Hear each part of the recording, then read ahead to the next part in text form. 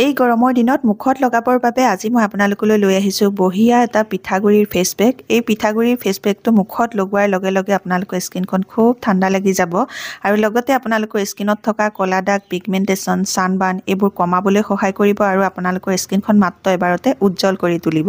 হাই friends, আপোনালোক সকলোকে মোৰ অসমীয়া সঁচাই চেনেলৰ নতুন এটা ভিডিঅ'ৰ মাজলৈ স্বাগতম জনাইছোঁ। আশা ৰাখিছোঁ আপোনালোক সকলো ভালে আছে। আমাৰ স্কিনত থকা ক'লা দাগ, পিগমেণ্টেশ্যন, ডাৰ্ক স্পট এইবোৰে আমাৰ স্কিনৰ উজ্জ্বলতা নোহোৱা কৰে, গ্লো একেবাৰে নোহোৱা কৰি পেলায়। যদি আপোনাৰ মুখতো বা আপোনাৰ স্কিনখনত ক'লা দাগ পৰিছে বা পিগমেণ্টেশ্যন হৈছে বা ছানবাৰ্ণ হৈছে, তেতিয়াহ'লে আপোনালোকে সঠিক নেচাৰেল উপায়েৰে আপোনালোকৰ স্কিনখনৰ যত্ন লৈ আপোনালোকে এই ক'লা দাগ, পিগমেণ্টেশ্যন আদি কম কৰিব পাৰিব। আজি মই আপোনালোকলৈ এনে এটা নেচাৰেল ৰেমেডি লৈ আহিছোঁ, যিটো নেচাৰেল ৰেমেডিয়ে আপোনালোকৰ স্কিনত থকা ক'লা দাগ কমাব, পিগমেণ্টেশ্যন কমাব, ছানবাৰ্ণ কমাব আৰু আপোনালোকৰ স্কিনখন উজ্জ্বল কৰি তুলিবলৈ বহুত বেছিকৈ সহায় কৰিব। এতিয়া মই আপোনালোকক খুব বঢ়িয়াকৈ নেচাৰেল স্কিন কেয়াৰ প্ৰচেছটো দেখুৱাই যাম। আপোনালোকে সেইমতে কৰিব আৰু দেখুৱাৰ আগতে আপোনালোকলৈ এটা ৰিকুৱেষ্ট আছিলে, যদি আপোনালোকে ভিডিঅ'টো ভাল পায় ভিডিঅ'টোত এটা লাইক কৰিব, মোৰ চেনেলটো ছাবস্ক্ৰাইব কৰি ল'ব, ওচৰতে থকা বেল আইকনটো আপোনালোকে প্ৰেছ কৰি দিব। তেতিয়া মোৰ আহিবলগীয়া সকলোবোৰ ভিডিঅ' ন'টিফিকেশ্যন আপোনালোকলৈ সোনকালে যাব আৰু আপোনালোকে সোনকালে মোৰ ভিডিঅ'বোৰ চাবলৈ পাব। তে আহক চাওঁ এই নেচাৰেল স্কিন কেয়াৰ প্ৰচেছটো কেনেকৈ কৰিব লাগে। যিকোনো এটা স্কিন কেয়াৰ কৰাৰ আগত প্ৰথমতে আমাৰ স্কিনখন ভালকৈ চাফা কৰি ল'ব লাগিব। তাৰ কাৰণে প্ৰথমে মই এখন ভিজা টাৱেল আনিছোঁ। এই ভিজা টাৱেলখনেৰে মই ভালকৈ মুখখন মচি ল'ম আৰু এনেদৰে মচি ল'লে স্কিনৰ ওপৰৰ ভাগত লাগি থকা যিবোৰ লেতেৰা ধূলি বালি ভালকৈ চাফা হৈ যাব। ইয়াৰ পাছত আমি আমাৰ স্কিনখন ভিতৰৰ পৰা চাফা কৰিম। তাৰ কাৰণে এতিয়া মই খুব বঢ়িয়া এটা ক্লিনজাৰ তৈয়াৰ কৰিম। এই ক্লিনজাৰটো কি বস্তুৰে কেনেকৈ তৈয়াৰ কৰোঁ চাওঁ বলক। আজিৰ এই ক্লিনজাৰটো বনাবৰ কাৰণে মই প্ৰথমেই ল'ম এচামুচৰ জোখাৰে কেঁচা গাখীৰ। আপোনালোকে গৰমোৱা গাখীৰ নল'ব, কেঁচা গাখীৰ ল'ব। কেঁচা গাখীৰে আমাৰ স্কিনখন ক্লিন কৰিবলৈ বহুত বেছি ভাল হয় আৰু খুব ভালকৈ চাফাও হয় আৰু স্কিনখনত একো ছাইড ইফেক্টো নহয়। ইয়াৰ পাছত মই আধা চামুচৰ জোখাৰে লৈছোঁ এয়া গোলাপ জল। গোলাপ জলেও আমাৰ স্কিনখন ঠাণ্ডা কৰি ৰাখিব পাৰে আৰু ভালকৈ স্কিনখন চাফাও কৰিব পাৰে। ইয়াৰ পাছত স্কিনখন হাইড্ৰেট হৈ থাকিবৰ কাৰণে মই ল'লোঁ ইয়াতে অকণমান মৌ।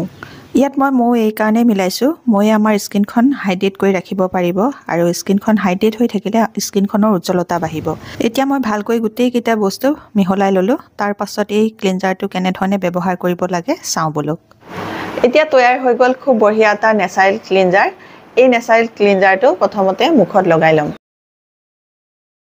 গৰমৰ দিনেই হওক বা ঠাণ্ডা দিনেই হওক আপোনালোকে বেছিকৈ ফেচ ৱাছ ব্যৱহাৰ নকৰিব। বেছিকৈ ফেচ ৱাছ ব্যৱহাৰ কৰিলে স্কিনখন সোনকালে কম বয়সতে ডেমেজ হৈ যায়। সেইকাৰণে আপোনালোকে স্কিন কেয়াৰ কৰিবলৈ হ'লে এনেকুৱা ধৰণৰ নেচাৰেল ক্লিনজাৰ বনাই ল'ব ঘৰতে আৰু আপোনালোকে স্কিনখন ক্লিন কৰিব। তেতিয়া আপোনালোকৰ স্কিনখনত কোনো ছাইড ইফেক্ট নহয় আৰু স্কিনখনো চাফা হ'ব আৰু বহুত বয়স হ'লে আপোনালোকৰ স্কিনখন য়ং হৈ থাকিব। লগাই লোৱাৰ পাছত আপোনালোকে ধুনীয়াকৈ স্কিনখন 3 পৰা 4 মিনিট ভালকৈ এনেকৈ চাৰ্কুলাৰ মোচনত মাছাজ কৰিব। ক্লিনজাৰটো লগাই পেলাই আপোনালোকে এনেকৈ 3-4 মিনিট যদি মাছাজ কৰে তেতিয়াহ'লে স্কিনৰ ভিতৰৰ পৰা চাফা হৈ যাব। আপোনালোকে নাকটো ভালকৈ এনেকৈ মাছাজ কৰিব। এনেকৈ মাছাজ কৰি দিলে নাকত যদি ব্লেক হেডছ আছে বা হোৱাইট হেডছ আছে সেইবোৰ ভালকৈ চাফা হৈ যাবলৈ সহায় হ'ব। 3-4 মিনিট ভালকৈ মাছাজ কৰি লোৱাৰ পাছত ভিজা টাৱেলখনেৰে মুখখন ভালকৈ মই মচি লৈছোঁ। আপোনালোকে এইদৰে ভিজা টাৱেলেৰে মুখখন মচিও ল'ব পাৰে, নহ'লে ঠাণ্ডা পানীৰে আপোনালোকে ভালকৈ মুখখন ধুইও ল'ব পাৰে। এনেকৈ আপোনালোকে স্কিনখন ক্লিন কৰাৰ পাছত আপোনালোকৰ স্কিনখন চুই চাব, খুব ধুনীয়াকৈ চাফাও হ'ব আৰু নিমখ যেন লাগিব। তাৰ পাছত আপোনালোকে ফেচ পেকটো লগাব। এতিয়া মই আপোনালোকক ফেচ পেকটো বনাই দেখুৱাম আৰু কেনেকৈ কি বস্তুৰে বনাওঁ চাওঁ বোলো। এতিয়া মই আপোনালোকক পিঠাগুড়িয়ে খুব বঢ়িয়া এটা ফেচ পেক বনাই দেখুৱাম, যিটো ফেচ পেকে আপোনালোকৰ মুখৰ ক'লা দাগ কমাব, ছানবাৰ্ণ কমাব আৰু আপোনালোকৰ স্কিনখন উজ্জ্বল হ'বলৈ বহুত বেছিকৈ সহায় কৰিব। এতিয়া মই ল'লোঁ পিঠাগুড়ি মই 2 চামুচতকৈ অলপমান বেছিকৈ লৈছোঁ আৰু ইমানটো জোখতে ল'লে আপোনালোকে 2 পৰা 3 বাৰ লগাব পাৰিব এই ফেচ পেকটো। ইয়াৰ পাছত মই আনিছোঁ এয়া চন্দন পাউডাৰ। পিঠাগুড়িৰ লগত আপোনালোকে যদি অকণমান চন্দন মিহলাই লয় তেতিয়াহ'লে এই ফেচ পেকটো আপোনালোকৰ স্কিনত আৰু বেছি ভাল কামত দিব। তাৰ কাৰণে মই এতিয়া আধা চামুচৰ জোখাৰে চন্দন পাউডাৰ ল'ম। আপোনালোকৰ ঘৰত যদি চন্দন পাউডাৰ নাই তেতিয়াহ'লে আপোনালোকে ইয়াৰ লগতে অকণমান বেচন মিহলাব পাৰে, নহ'লে আপোনালোকে ইয়াতে অকণমান মচুৰ দাইলৰ গুড়াও মিহলাব পাৰে। যদি চন্দন আছে চন্দনেই দিব, চন্দন দিলে বেছি ভাল হয়। ইয়াৰ পাছত চন্দন আৰু পিঠাগুড়ি মই ভালকৈ মিক্স কৰি ল'লোঁ মিক্স কৰি লোৱাৰ পাছত ইয়াতে মই দিছোঁ দৈটো আপোনালোকে জোখমতে দিব মই মোৰ জোখমতে এতিয়া দৈ মিলাম গৰমৰ দিনত যদি আপোনালোকে এই ফেচ পেকটো মুখত লগাই চাই আপোনালোকে গম পাব ইমান ধুনীয়া ঠাণ্ডা লাগিব নহয় আপোনালোকৰ স্কিনখন আপোনালোকৰ স্কিনখনৰ যিটো জ্বলা পোৰা সমস্যা থাকিব সেই সমস্যাটো একেবাৰে দূৰ কৰি পেলাব ইয়াৰ লগতে এতিয়া মই অকণমান মিক্স কৰিম গোলাপ জলেও আমাৰ স্কিনখন ঠাণ্ডা কৰি ৰাখিবলৈ স্কিনৰ ৰেডনেছ দূৰ কৰিবলৈ বহুত বেছিকৈ সহায় কৰে গৰমৰ দিনত আপোনাৰ ছালখন যদি জ্বলা পোৰা কৰি থাকে বেছিকৈ গৰম লাগে তেতিয়াহ'লে আপোনালোকে এই ফেচ পেকটো বনাই মুখত লগাই দিব খুব ধুনীয়াকৈ আপোনালোকৰ স্কিনখন ঠাণ্ডা অনুভৱ হ'ব এতিয়া মই আকৌ অকণমান গোলাপ জল মিহলাই লৈছোঁ এতিয়া এয়া চাওক ফেচ পেকটো খুব ধুনীয়াকৈ মই বনাই লৈছোঁ আৰু এইখিনি ফেচ পেকে আপোনালোকে দুবাৰ আৰামছে লগাব পাৰিব আৰু আপোনালোকে এই ফেচ পেকটো সৰহকৈ বনালেও এটা এয়াৰটাইট চিচাৰৰ কণ্টেইনাৰত ভৰাই যদি ফ্ৰিজত ভৰাই থৈ দিয়ে তেতিয়াহ'লে আপোনালোকে ভালকৈ ষ্ট'ৰ কৰি ৰাখিব পাৰিব 2 পৰা 3 দিনলৈ এতিয়া মই ইয়াতে অকণমান নেমু ৰস মিহলাই লৈছোঁ নেমু ৰসে আমাৰ স্কিনৰ ক'লা দাগ বা সানবাৰ্ণ এইবোৰ দূৰ কৰিবলৈ খুব সহজে সহায় কৰে এতিয়া এয়া চাওক কিমান ধুনীয়াকৈ এটা ফেচ পেক তৈয়াৰ হৈ গ'ল এই ফেচ পেকটো লগোৱাৰ নিয়মটো অকণমান বেলেগ কেনেকৈ লগাব লাগে চাওঁ বলক এতিয়া তৈয়াৰ হৈ গ'ল খুব বঢ়িয়া এটা নেচাৰেল ফেচ পেক এই ফেচ পেকটো এতিয়া কেনেকৈ মুখত লগাব লাগে মই সেইটো দেখুৱাম আৰু এই ফেচ পেকটো লগাই মুখখন ধোৱাৰ পাছত আপোনালোকে স্কিনত কি লগাব লাগে সেইটো দেখুৱাম প্ৰথমতে মই এই ফেচ পেকটো এটা প্ৰলেপ লগাই লৈছোঁ গৰমৰ দিনত আপোনালোকে এই ফেচ পেকটো মুখত লগাই চাবচোন ইমান ধুনীয়া ঠাণ্ডা লাগিব আৰু আপোনালোকৰ স্কিনখন এবাৰতে গ্লো হ'বলৈ সহায় হ'ব ফেচ পেকটো এটা পাতল লেয়াৰ মুখত লগাই ল'লোঁ লগাই লোৱাৰ পাছত অকণমান গোলাপ জল এতিয়া মই হাতত ল'ম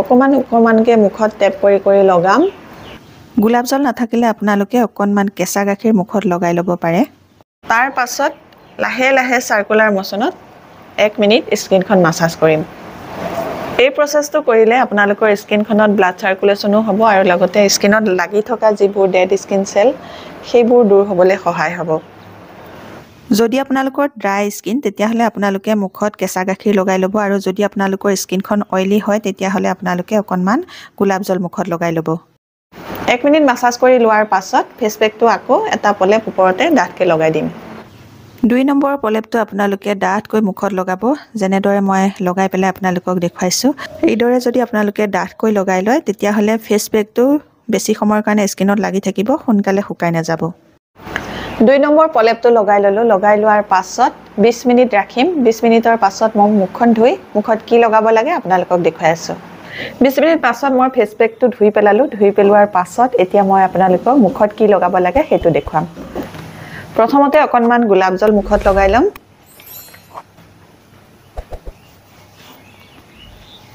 যদি আপোনালোকৰ টোনাৰ আছে টোনাৰ লগাব যদি টোনাৰ নাই তেতিয়াহ'লে আপোনালোকে গোলাপ জল ভালকৈ মুখত লগাই ল'ব গোলাপ জলেও এটা ভাল টোনাৰৰ কাম কৰিব